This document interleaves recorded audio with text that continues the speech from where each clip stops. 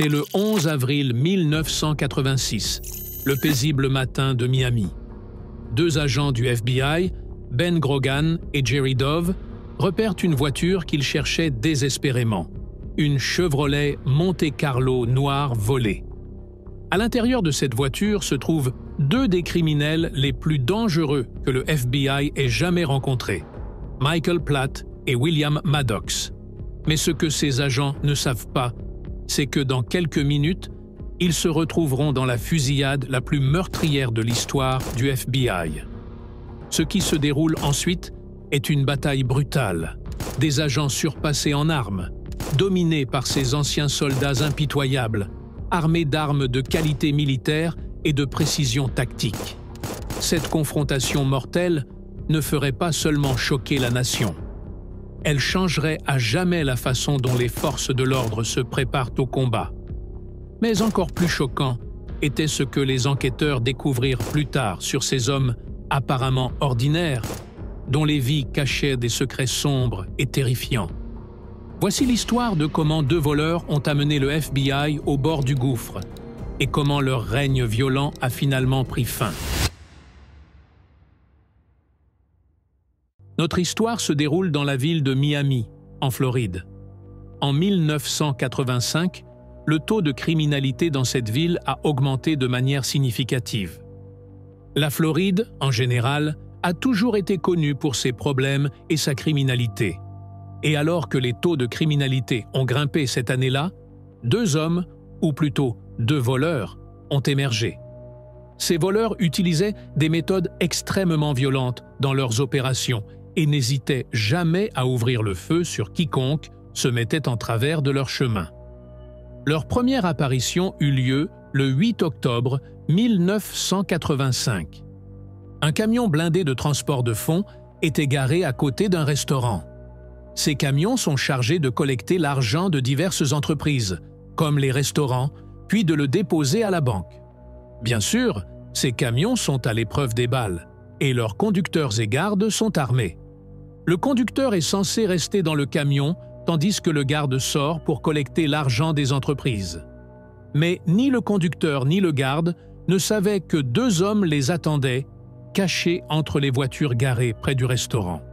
Ces deux hommes étaient les voleurs au centre de notre histoire. Les voleurs étaient lourdement armés, l'un portant un fusil de chasse et l'autre un fusil d'assaut Mini 14. Ce sont des armes de qualité militaire, pas quelque chose que la personne moyenne posséderait.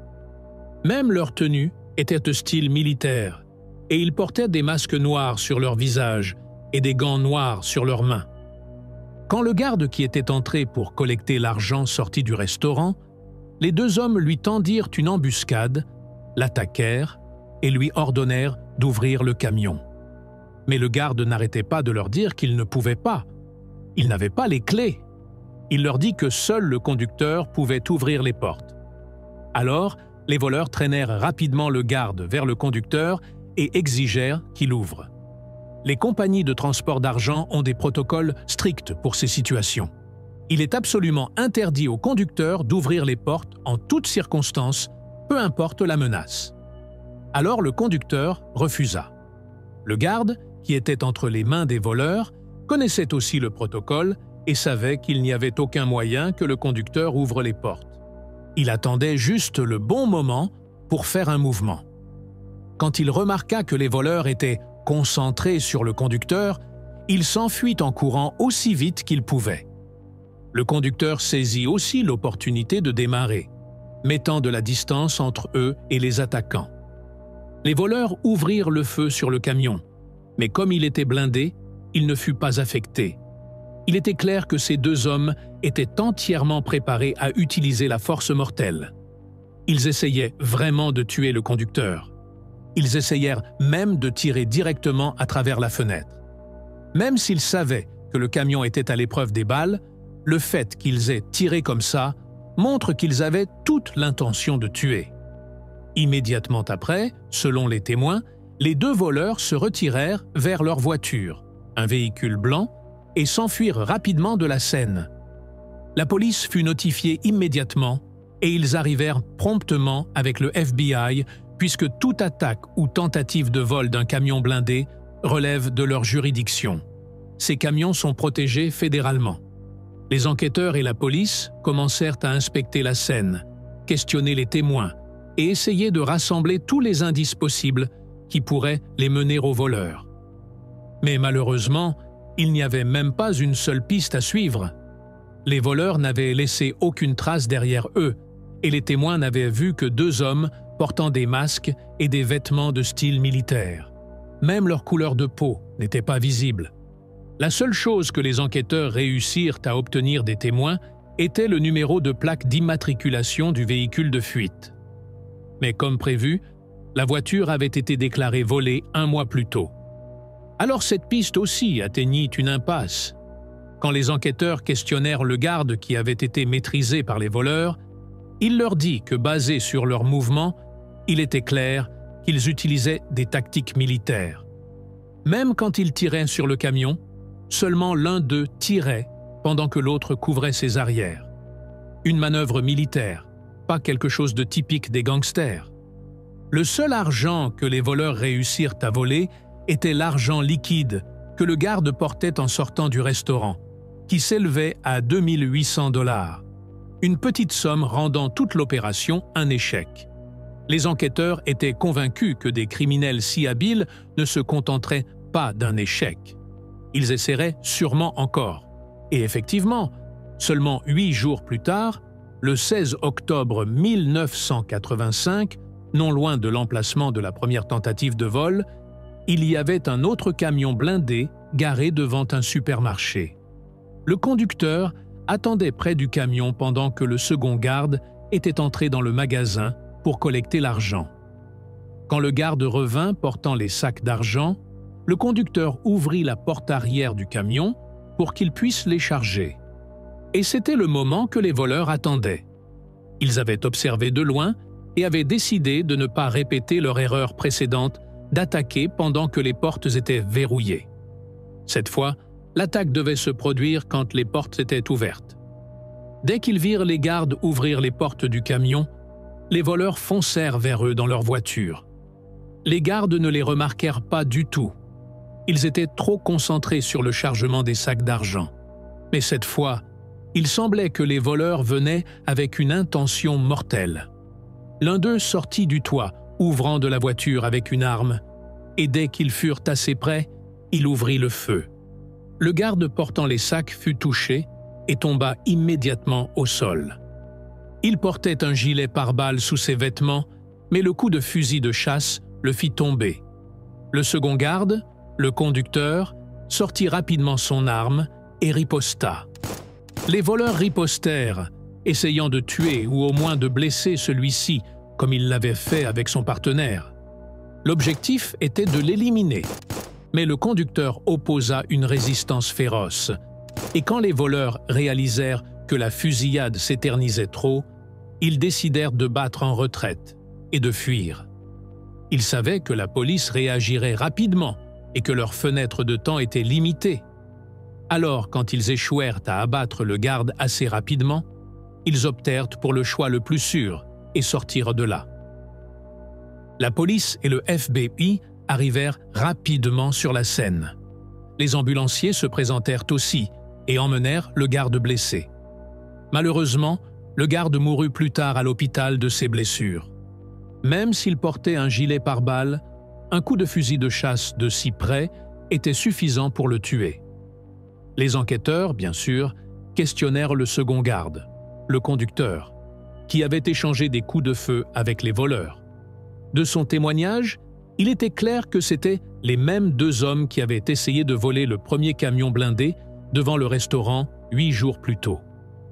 Après que le FBI eut analysé les douilles que les voleurs avaient laissées derrière, ils confirmèrent que les mêmes armes avaient été utilisées.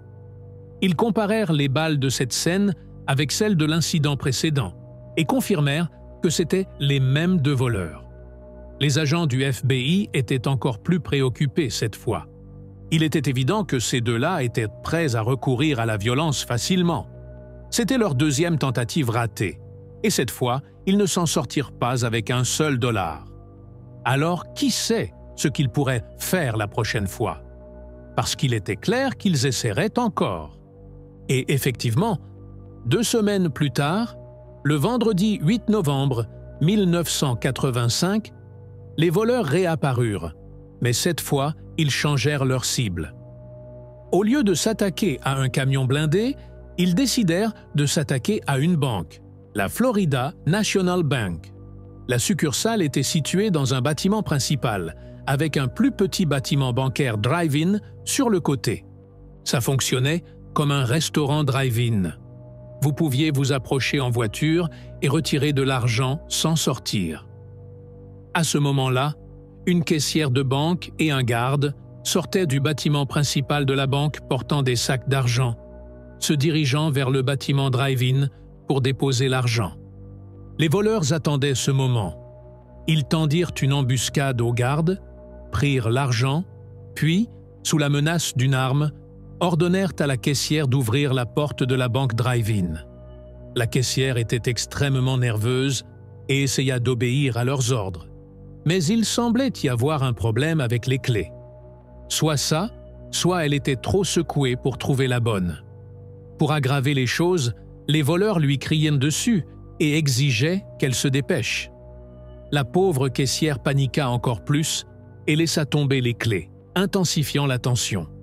Les voleurs devenaient de plus en plus agités à chaque seconde qui passait, surtout parce qu'ils se tenaient à découvert en plein jour. Même s'ils étaient enclins à la violence, il était clair qu'ils préféraient encore éviter les risques inutiles. Alors quand ils virent que la caissière prenait trop de temps pour ouvrir la porte, ils décidèrent de partir, ne prenant que l'argent qu'ils avaient saisi du garde et s'enfuirent rapidement de la scène. Cette fois, leur butin était de 10 000 $, mieux que la dernière fois, mais toujours bien en dessous des attentes. Comme d'habitude, la police et le FBI arrivèrent sur la scène immédiatement. Après avoir questionné la caissière et le garde, ils connectèrent immédiatement ce vol aux 2 précédents. Et tenez-vous bien, la banque était juste à une rue des sites des 2 premiers vols. Les enquêteurs commencèrent à remarquer un schéma. Tous les coups se passaient dans la même zone, et ils étaient convaincus que les voleurs continueraient. Mais ce qu'ils n'attendaient pas, c'était qu'1 heure et demie seulement, après l'incident de la banque drive-in, les 2 voleurs s'attaqueraient à une deuxième banque, la Savings Bank, à seulement 4 km. Les 2 voleurs firent irruption dans la banque et ordonnèrent à tout le monde de s'allonger sur le sol. L'un d'eux, armé d'un fusil de chasse, resta avec les clients, tandis que l'autre, portant un fusil Mini 14, alla vers un des employés et lui ordonna de remettre tout l'argent. Une fois qu'il eut l'argent, tous les 2 sortirent rapidement de la banque. Cette fois, le butin était beaucoup plus important, 41 000 $. L'argent venait juste d'arriver à la banque via un camion blindé. Apparemment, les voleurs avaient suivi le camion, l'avaient regardé décharger l'argent, puis avaient fait leur coup. Après que les 2 voleurs eurent terminé leur opération et se furent enfuis, cette fois, ils utilisèrent une Chevrolet Monte Carlo grise, une voiture différente de la blanche qu'ils avaient avant, et elle était définitivement volée aussi. Les enquêteurs arrivèrent à la banque et commencèrent à questionner les témoins, mais il n'y avait rien de nouveau. Les mêmes descriptions habituelles. 2 hommes masqués, portant des armes lourdes. Les enquêteurs espéraient obtenir des images des caméras de surveillance à l'intérieur de la banque, mais malheureusement, les caméras avaient apparemment des dysfonctionnements et ne fonctionnaient pas. Cela laissa les enquêteurs avec un sentiment d'impuissance. Ils n'avaient littéralement aucune piste pour traquer ces 2 hommes. 4 vols, et ils n'avaient trouvé aucun indice. Tout ce qu'ils avaient était juste des suppositions. La supposition principale, bien sûr, était que ces 2 hommes pourraient être des policiers ou même d'anciens militaires, puisque chaque témoin confirmait que leurs mouvements, la façon dont ils parlaient et comment ils maniaient leurs armes pointaient tous vers des tactiques militaires professionnelles. Après le dernier vol de banque, l'affaire se refroidit pendant un moment. 2 mois passèrent sans nouveau braquage. Les voleurs avaient disparu, mais puis Ils réapparurent le vendredi 10 janvier 1986. Ce jour-là, un camion blindé de transport d'argent était garé devant une banque appelée Barnett Bank. Les gardes déchargeaient l'argent du camion et l'emportaient dans la banque. En même temps, un homme nommé William Roberts était assis dans sa voiture à proximité. Il était un client de la banque qui était venu déposer de l'argent sur son compte. Il remarqua immédiatement quelque chose d'étrange quand une voiture s'arrêta derrière le camion blindé. Les deux hommes à l'intérieur portèrent des masques. Cela éveilla instantanément ses soupçons. Il les vit sortir de la voiture, lever leurs armes et tirer sur le garde dans le dos. Et pour s'assurer qu'il l'avait achevé, l'un d'eux lui tira dessus 2 fois de plus après qu'il eut touché le sol, le tuant. Ils saisirent rapidement l'argent du camion, le chargèrent dans leur voiture et s'enfuirent de la scène. Cette fois, leur butin était plus important, d'une valeur de 54 000 $. Mais William Roberts, le témoin oculaire, démarra immédiatement sa voiture et les suivit. Ses nerfs étaient impressionnamment stables. Même après avoir été témoin du meurtre du garde juste devant lui, il ne fut pas secoué. Au contraire, il les poursuivit. Il fut prudent, garda une distance sûre, mémorisa le type de voiture et le numéro de plaque d'immatriculation et les suivit jusqu'à ce qu'ils atteignent une certaine zone de stationnement. Les 2 voleurs se garèrent à côté d'un pick-up blanc et William s'arrêta de l'autre côté de la rue, à une distance sûre, les observant de loin. Les voleurs sortirent de leur voiture sans leur masque. William ne pouvait pas voir leur visage clairement à cause de la distance, mais il pouvait au moins dire qu'ils avaient la peau blanche. Les voleurs déplacèrent leurs armes et leurs butins de leur voiture dans le pick-up blanc. Malheureusement, encore une fois, à cause de la distance, William ne put pas saisir le numéro de plaque du pick-up.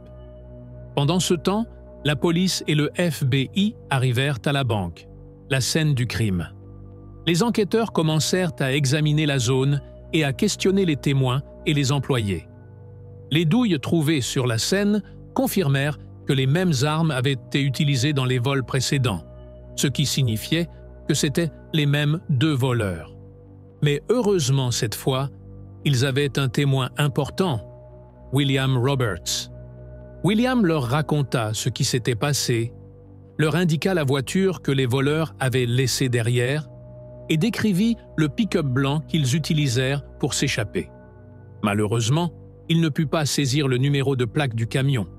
Alors les enquêteurs n'avaient qu'une seule piste, la voiture que les voleurs avaient laissée derrière. Ils vérifièrent sa plaque d'immatriculation et trouvèrent qu'elle était enregistrée au nom de quelqu'un appelé Aureliano Brielle. Il n'y avait aucun rapport que la voiture avait été volée, ce qui les rendit suspicieux qu'Aureliano puisse être connecté aux criminels, ou pourrait même être l'un d'eux. 2 enquêteurs s'armèrent et se dirigèrent vers la maison d'Aureliano. Son adresse était dans leur base de données. Quand ils arrivèrent et sonnèrent à la porte, une femme répondit. Les agents se présentèrent comme agents du FBI.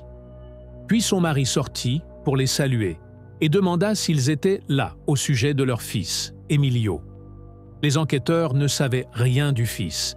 Alors ils répondirent « Nous sommes ici au sujet d'une voiture enregistrée à votre nom. Vous êtes Aureliano, n'est-ce pas ?» L'homme répondit « Oui, je suis Aureliano » et les invita à entrer.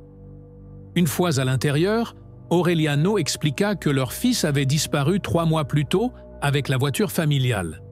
Il dit « Notre fils, Emilio, il a 25 ans, est allé pratiquer le tir dans une zone appelée Everglades, une zone sauvage isolée, et il a pris notre voiture familiale, qui est enregistrée à mon nom. Nous ne l'avons pas revue depuis. Nous avons déposé un rapport de personnes disparues auprès de la police. C'est alors que les enquêteurs comprirent pourquoi la voiture n'avait pas été déclarée volée. Elle avait disparu avec le fils de la famille. La famille avait déclaré une personne disparue, pas une voiture volée ou disparue. Naturellement, les parents furent déçus. Ils avaient initialement espéré que les enquêteurs avaient de nouvelles informations sur leur fils, Mais il s'avéra que tout ce que les agents avaient était la voiture. Et si quelque chose, cela ne faisait que confirmer leur pire crainte, que quelque chose était probablement arrivé à leur fils, et que tristement, ils pourraient ne jamais le revoir, mort ou vivant. En fin de compte, les enquêteurs conclurent que cette famille n'avait rien à voir avec les voleurs. Eux, avec leur fils disparu, n'étaient que d'autres victimes. Les enquêteurs et les experts judiciaires examinèrent minutieusement la voiture, mais encore, ils ne trouvèrent aucune preuve ou indice qui pourrait les mener aux voleurs.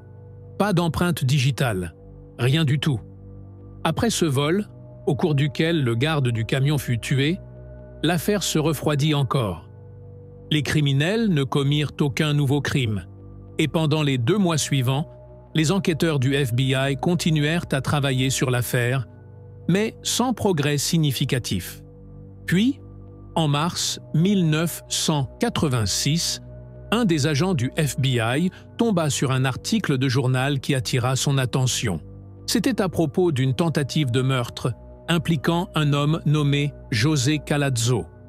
Selon le rapport, 2 hommes l'avaient attaqué, lui avaient tiré dessus plusieurs fois, puis avaient volé son arme et sa voiture, une Chevrolet Monte Carlo noire de 1982.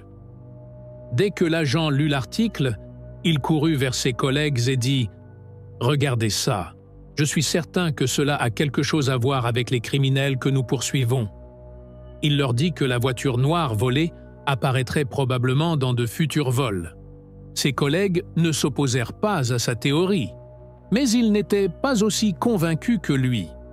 Il était sûr à 100%, tandis qu'eux ne voyaient cela que comme une intuition ou un pressentiment. L'article disait que cet homme, José, avait été touché 4 fois, mais avait miraculeusement survécu. Il réussit à atteindre une petite épicerie et appela la police et une ambulance. Il était actuellement à l'hôpital. Même si tout cela n'était qu'un pressentiment, les enquêteurs décidèrent de prendre la théorie au sérieux, principalement parce que l'agent qui avait l'intuition était un enquêteur chevronné, et il ne pouvait pas se permettre d'ignorer ses instincts. Alors ils allèrent à l'hôpital pour parler à José et lui demander ce qui s'était passé. José avait subi des blessures graves, 4 blessures par balle dans des zones critiques de son corps, mais il accepta de coopérer et commença à leur raconter tout. Il dit qu'il était allé dans une zone sauvage ouverte appelée les Everglades pour pratiquer le tir. Cela rappela aux enquêteurs le fils du couple, celui qu'il disait s'appelait Emilio, qui avait pris la voiture familiale vers cette même zone, les Everglades, pour pratiquer le tir et ne revint jamais. Les Everglades, situés en Floride, étaient bien connus pour ce genre de choses, une nature sauvage ouverte, où les gens vont pour la pratique du tir et la chasse. Alors, José dit aux enquêteurs qu'il pratiquait le tir dans cette zone quand un pick-up blanc s'arrêta soudainement derrière lui. 2 hommes sortirent. Bien sûr, José fut surpris. Il ne les connaissait pas, et il n'était pas dans une zone peuplée pour que quelqu'un l'approche comme ça. Avant qu'il puisse même réagir, les 2 hommes pointèrent leurs armes sur lui et exigèrent son arme, son portefeuille et ses clés de voiture. Ils étaient extrêmement agressifs et l'insultèrent en utilisant le langage le plus grossier, même s'il ne résista pas et remit tout. Malgré sa coopération, l'un d'eux lui tira dessus, et après qu'il s'effondra au sol, l'homme s'approcha et lui tira dessus 3 fois de plus. José aurait dû mourir de ses blessures, surtout parce que les tirs étaient dirigés vers des zones mortelles et sensibles. Mais il survécut. Miraculeusement, il fit le mort pour tromper le tireur. Pendant ce temps, le second homme prit ses clés de voiture, monta dans la voiture noire et la démarra. Après que le tireur fut sûr que José était mort, il remonta dans le pick-up blanc et tous les 2 repartirent ensemble. Après qu'il fut reparti, José était encore allongé sur le sol, saignant de blessures profondes et potentiellement mortelles. Le fait qu'il soit même vivant était un miracle, mais s'il voulait survivre, il devait d'une façon ou d'une autre se lever et sortir de là. Il avait besoin de trouver quelqu'un pour l'aider, Et dans encore un autre miracle, il réussit à se mettre debout et marcha environ 1,5 km jusqu'à ce qu'il atteigne une petite épicerie où ils purent appeler une ambulance. Après que José leur eut raconté cette histoire, les enquêteurs étaient convaincus que les 2 hommes qui l'avaient attaqué étaient les mêmes criminels qu'ils cherchaient. Le pick-up blanc, les armes que José décrivit, leur façon de parler et leur violence, tout correspondait. José s'avéra être le meilleur témoin que le FBI avait eu jusqu'à présent, la seule personne qui était venue face à face avec les criminels et avait survécu. Alors les enquêteurs prirent les descriptions des 2 hommes de José Collazo et firent venir un dessinateur pour dessiner des portraits robots d'eux. Puis ils publièrent un avis de recherche avec les croquis, les détails de leurs crimes et un avertissement que ces 2 hommes étaient extrêmement dangereux et lourdement armés. Le FBI et la police locale poursuivaient leurs efforts, se concentrant particulièrement sur la recherche de la voiture de José, la noire que les criminels avaient reprise. Mais avant qu'ils ne puissent faire des progrès dans l'affaire, les criminels frappèrent à nouveau. Le 19 mars 1986, ils attaquèrent une autre banque dans la même région. Comme d'habitude, ils firent irruption avec des armes lourdes et ordonnèrent à tout le monde, clients et personnels, de se coucher au sol. L'un d'eux, tenant un fusil à pompe, montait la garde sur les clients tandis que l'autre, armé d'un Mini 14, exigeait que le caissier remette l'argent. Au final, ils s'échappèrent avec environ 30 000 $. Après le départ des voleurs, les gens se relevèrent et appelèrent la police. C'était le 6e vol que les 2 avaient commis. Comme d'habitude, quand les enquêteurs arrivèrent et interrogèrent les témoins, ils n'obtinrent rien de nouveau. Le seul nouvel indice était des images des caméras de surveillance, qui fonctionnaient cette fois. Mais même ces images n'aidèrent pas. Il n'y avait rien dedans qui puisse aider à identifier les 2 criminels. Basés sur leur analyse des vols, les agents du FBI étaient presque certains que les criminels avaient surveillé les banques au préalable, car chaque vol se produisait dans les 10 minutes suivant une livraison d'argent frais par des camions blindés. Il était très probable que les criminels suivaient ces camions, et dès qu'ils voyaient l'un d'eux déposer de l'argent dans une banque, ils ciblaient cette banque. Peu importait de quelle banque il s'agissait, ils suivaient simplement les camions d'argent et frappaient là où allait l'argent. Les enquêteurs commencèrent à discuter du schéma. Habituellement, les vols se produisaient le vendredi entre 9 h du matin et midi, et toujours dans la même zone, dans un rayon de pas plus de 10 km.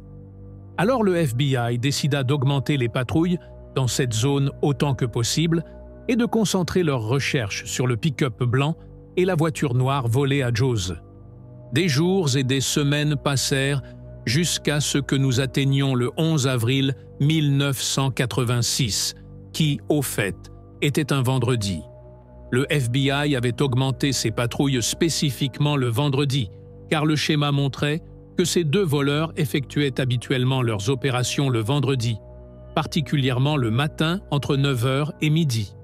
Alors ce jour-là, à exactement 8h30 du matin, 14 agents du FBI se rassemblèrent dans l'un des parkings. Leur mission était de patrouiller minutieusement la zone pendant les 4 heures suivantes, couvrant un rayon allant jusqu'à 12 km.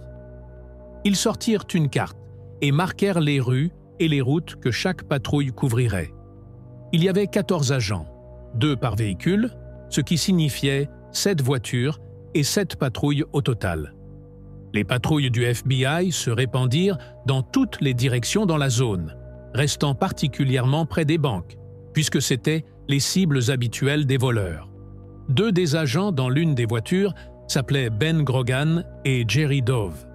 Ils se dirigeaient vers la Barnett Bank, qu'ils croyaient pouvoir être une cible possible. En chemin, quelque chose d'inattendu se produisit. Une Chevrolet Monte Carlo noire apparut sur la route devant eux. Quand ils s'approchèrent et virent la plaque d'immatriculation, elle indiquait NTG 891, la plaque de José. C'était sa voiture, ce qui ne pouvait signifier qu'une seule chose. Les deux voleurs étaient à l'intérieur et la conduisaient eux-mêmes. Ils ne s'étaient même pas donné la peine de changer la plaque, probablement parce qu'ils ne s'attendaient pas à ce que Jose survive. Ils n'avaient jamais pensé que le FBI le trouverait, ou qu'il leur dirait tout, ou que les enquêteurs finiraient par lier sa voiture au vol. Les agents dans la voiture de patrouille n'en croyaient pas leurs yeux. L'un d'eux saisit rapidement la radio et alerta les autres patrouilles. « Nous filons actuellement la voiture de José. Les voleurs sont dedans, et nous sommes juste derrière eux. » Dès que le message atteignit les autres équipes, elles commencèrent immédiatement à se diriger vers l'emplacement que leurs collègues avaient décrit. Finalement, l'une des autres voitures de patrouille rattrapa et commença à suivre derrière la première voiture qui filait les suspects. Bien sûr, à ce moment-là, les voleurs devenaient méfiants. Ils commencèrent à regarder derrière et virent deux voitures qui les suivaient. Pour confirmer leurs doutes, ils tournèrent à droite dans un quartier résidentiel tranquille. Les deux voitures du FBI suivirent. Puis les suspects tournèrent encore à droite, et les voitures étaient toujours derrière eux. C'est alors que les voleurs surent avec certitude qu'ils étaient suivis. Les agents du FBI dans les deux voitures tergiversaient délibérément, essayant de gagner du temps jusqu'à ce que le reste de leur équipe puisse les rattraper, car plus ils auraient de voitures, plus il serait facile d'encercler les suspects et de prendre le contrôle de la situation. Les deux voleurs, même s'ils savaient qu'ils étaient poursuivis, n'essayèrent pas d'accélérer. Au lieu de cela, ils tournèrent à gauche et prirent la route menant à l'autoroute, ce qui, bien sûr, posait un problème sérieux pour les enquêteurs. Si les voleurs parvenaient à atteindre l'autoroute et que la poursuite continuait là, cela pourrait mettre de nombreuses vies en danger. Heureusement, quelques instants plus tard, une troisième voiture de patrouille du FBI rejoignit la poursuite. Maintenant, il y avait 3 véhicules qui suivaient la voiture des voleurs. À ce moment-là, les enquêteurs dans la première voiture, juste derrière les suspects, virent l'homme sur le siège passager lever une arme, spécifiquement un fusil. Il devint clair que ces criminels ne prévoyaient pas de se rendre tranquillement. Ils étaient prêts pour un combat. Réalisant la situation, les enquêteurs surent qu'ils devaient les arrêter immédiatement. L'agent Ben Grogan alluma les feux de police et leur ordonna de s'arrêter en utilisant le haut-parleur, mais les voleurs ne répondirent pas. Les agents se mirent à côté de la voiture des suspects et répétèrent l'ordre. Mais il était clair que les voleurs n'avaient aucune intention de se soumettre. C'est alors que la première voiture de patrouille avança pour bloquer leur chemin, tandis que la deuxième voiture les coinça par le côté, et la troisième resta derrière. La voiture des suspects était maintenant prise au piège. Un véhicule devant, un à côté d'eux et un derrière. Les agents du FBI continuèrent à crier aux criminels, leur ordonnant d'arrêter le véhicule, mais les voleurs leur jetèrent juste un regard froid et continuèrent à conduire comme si rien ne se passait. À ce moment-là, les agents n'eurent pas d'autre choix que d'essayer de les arrêter par la force. Ils commencèrent à essayer de pousser la voiture des suspects hors de sa trajectoire. Mais l'homme sur le siège passager leva son fusil et essaya de viser la voiture à côté d'eux. Quand l'agent dans la voiture de patrouille arrière vit cela, il percuta immédiatement l'arrière du véhicule des suspects. Il n'allait pas les laisser tirer sur ses collègues agents. Les voleurs tentèrent alors un demi-tour, mais l'agent derrière eux continua à pousser jusqu'à ce qu'ils forcent leur voiture dans un parking voisin. La voiture des suspects s'écrasa dans plusieurs véhicules garés et s'arrêta. À ce moment-là, l'homme sur le siège passager saisit son fusil Mini 14 et ouvrit le feu sur l'agent qui les avait percutés. L'agent sortit rapidement de son véhicule et se mit à couvert des tirs. Immédiatement après, le reste des agents du FBI impliqués dans la poursuite arriva. Ils sortirent tous leurs armes et commencèrent à tirer sur les suspects. Mais les criminels avaient l'avantage en termes de puissance de feu. Les agents du FBI étaient armés de pistolets réglementaires standards, tandis que le passager avait un fusil Mini 14 et le conducteur avait un fusil à pompe. Des armes de grade militaire comparées à ce que les agents avaient.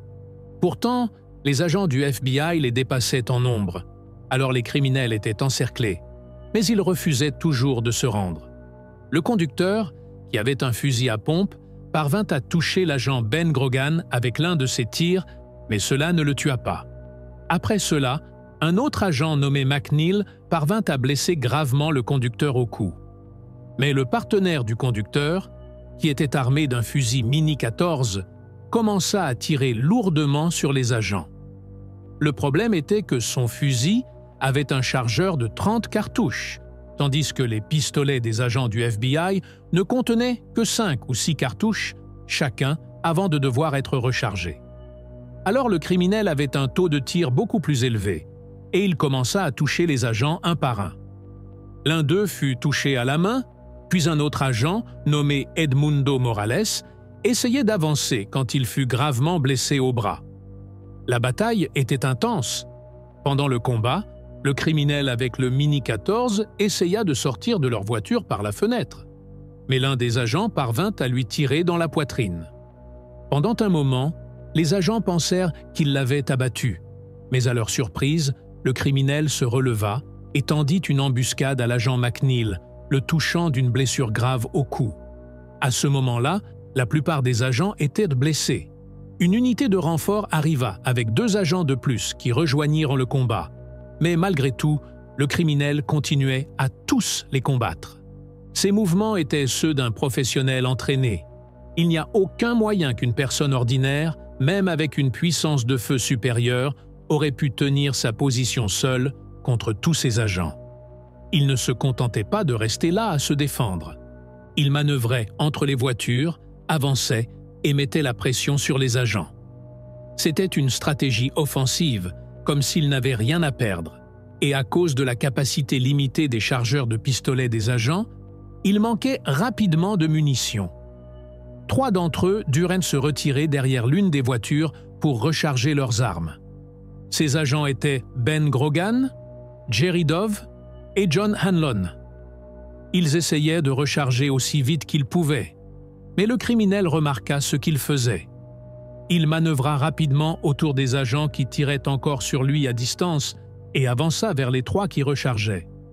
Il ouvrit le feu sur eux, touchant d'abord l'un à la main, puis lui tirant encore dans la cuisse supérieure.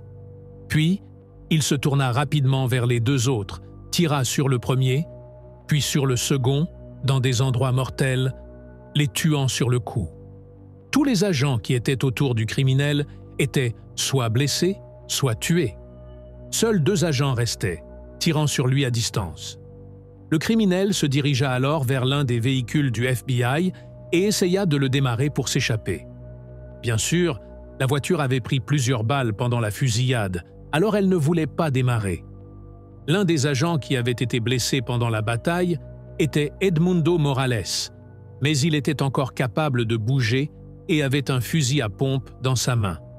Quand il vit le criminel se diriger vers la voiture, il commença à essayer de lui tirer dessus. À ce moment, le deuxième criminel, qui était le conducteur et avait été touché au cou, parvint d'une façon ou d'une autre à bouger malgré sa blessure grave et critique.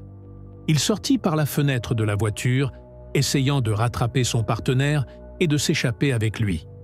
L'agent Edmundo Morales intensifia ses tirs sur la voiture. Il n'y avait aucun moyen qu'il allait les laisser s'enfuir après tout ce qui s'était passé.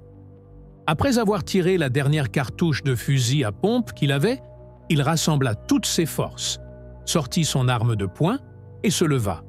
Il dit plus tard qu'il n'était même pas conscient de ce qu'il faisait à ce moment-là. Sa blessure aurait dû rendre impossible pour lui de bouger du tout. Mais l'adrénaline peut faire des merveilles au corps humain. Elle vous donne de la force, même quand vous êtes au bord de la mort.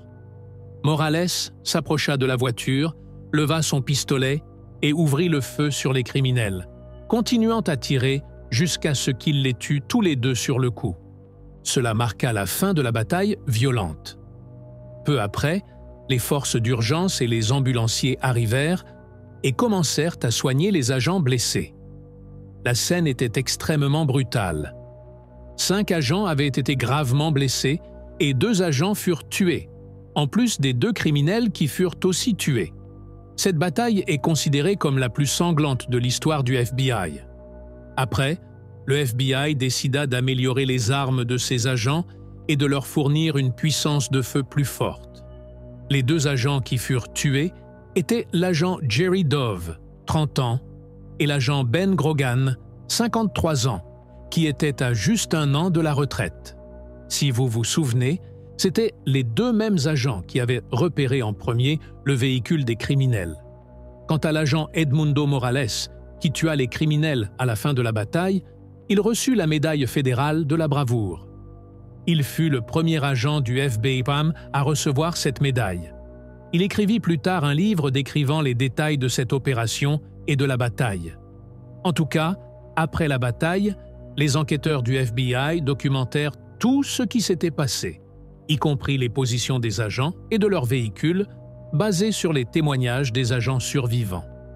Et croyez-le ou non, pendant la fusillade, les criminels tirèrent 143 balles. Ce nombre fut déterminé en comptant les douilles vides trouvées sur la scène. Mais maintenant, la question reste, qui étaient ces deux hommes? Les enquêteurs prirent les empreintes digitales des corps, et grâce à elles, ils identifièrent qui ils étaient. Le premier criminel s'appelait Michael Platt, 32 ans. Il était celui qui portait le fusil Mini 14 et était responsable d'avoir tué les deux agents et causé la plupart des blessures pendant la fusillade. Le deuxième criminel était William Maddox, 34 ans, et il était celui avec le fusil à pompe. La grande question ici est, qui étaient ces deux hommes? Et pourquoi ont-ils fait tout cela? La réponse fut une surprise pour les enquêteurs. Ces hommes n'étaient pas des membres de gangs ou des personnes typiquement violentes dans leur vie quotidienne. Au contraire, c'étaient des hommes de famille avec des épouses et des enfants. Ils étaient partenaires d'affaires et possédaient une petite entreprise d'aménagement paysager. Imaginez cela! Ils avaient l'habitude de concevoir et décorer des jardins. Leur vie semblait paisible. Ils avaient des amis et des connaissances, jouaient au golf avec leurs copains et étaient généralement gentils et polis avec ceux qui les entouraient. Ils n'avaient aucun casier judiciaire du tout. C'était comme s'ils vivaient des doubles vies, présentant un visage à leurs familles et amis tout en cachant leur côté criminel, ne le révélant qu'entre eux. Le FBI découvrit aussi un autre détail important après avoir creusé dans leurs antécédents. Les deux hommes avaient servi dans l'armée, et c'est en fait comme ça qu'ils se sont rencontrés.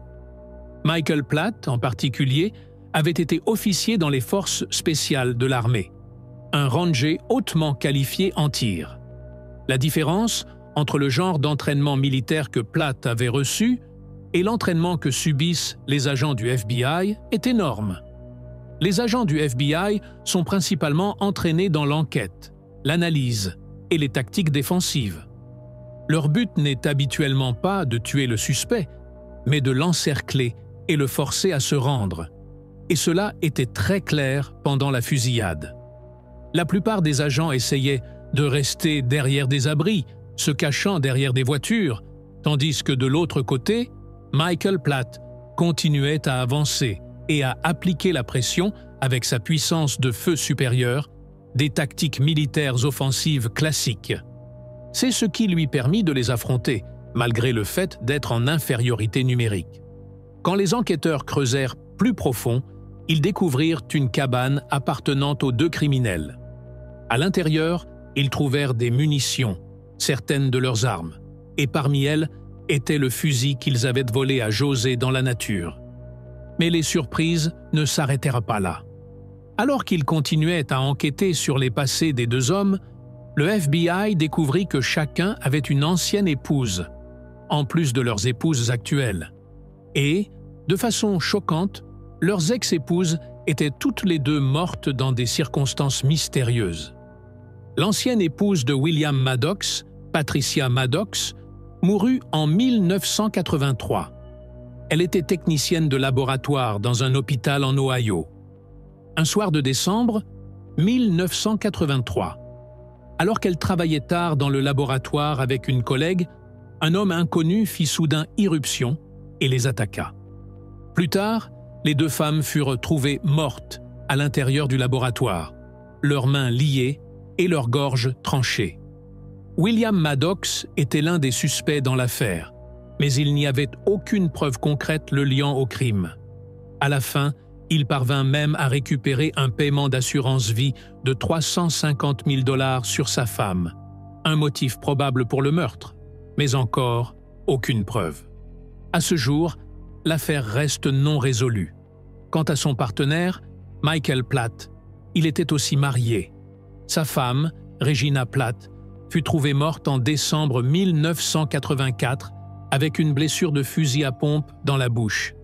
L'arme fut trouvée dans ses mains et la police conclut à un suicide. Même si tout le monde autour d'elle insistait qu'elle n'était pas déprimée et n'avait aucun motif de s'enlever la vie, il y avait des soupçons autour de Michael Platt, surtout parce que le couple avait de sérieux problèmes conjugaux. Mais encore une fois, il n'y avait aucune preuve solide pour l'inculper. Et cela nous amène à la fin de notre histoire. Si vous l'avez apprécié, n'oubliez pas d'aimer, de vous abonner à la chaîne et d'activer la cloche de notification. Merci d'avoir regardé. À bientôt dans la prochaine vidéo.